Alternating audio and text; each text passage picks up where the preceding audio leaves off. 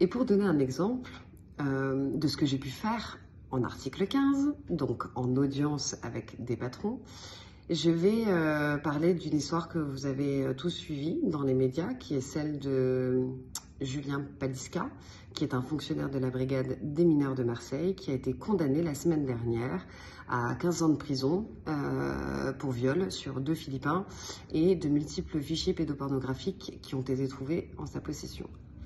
Or, il se trouve que cette enquête, si elle a abouti, c'est grâce à un autre fonctionnaire de police, Christophe Annunziata, qui a fait partie du livre « Police, la loi de l'Omerta » que j'ai écrit avec Fabien Millerand en 2022, donc juste avant que tout cela n'arrive, dans lequel Christophe Annunziata nous racontait qu'il avait effectivement eu des soupçons sur ce fonctionnaire en question, qu'il avait alerté sa hiérarchie à plusieurs reprises et que celle-ci et cette dernière n'avaient rien fait. Et ça a duré pendant des semaines, des mois. Lui a été dans une situation qui était très problématique. Tout ça, on le raconte dans Police, la loi de l'Omerta. Donc, si ça vous intéresse, je vous laisse aller le lire. Et toujours est-il que l'enquête a fini par éclater et a mené à l'arrestation et à la condamnation de ce fonctionnaire de police.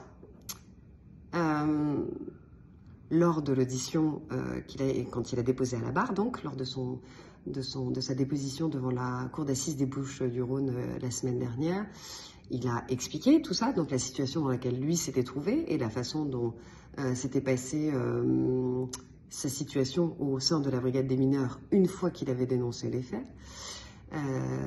Et il l'a raconté à la presse, donc il y a plein d'articles qui sont parus dessus, je vous laisse aller les consulter.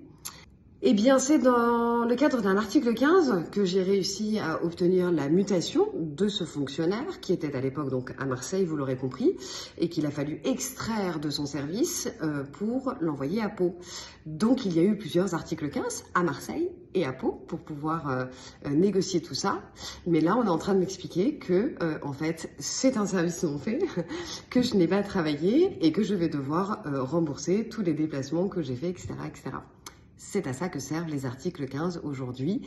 Donc, c'est dans la protection et dans l'intérêt de tous les fonctionnaires. C'est comme ça que les délégués syndicaux travaillent pour le plus grand bien des fonctionnaires. Mais apparemment, ça n'est pas légal, selon en tout cas cette note du 29 juillet 2019 de la DGPN. Voilà, je vous laisse cogiter à tout ça pour prendre un peu la mesure de ce que potentiellement ce qu'ils en sont en train de me faire pourrait avoir une autre incidence sur tous les autres fonctionnaires qui sont des délégués syndicaux aujourd'hui. Et donc là, c'est pas que mon intérêt qui est en question, c'est toute la profession syndicale qui pourrait en pâtir.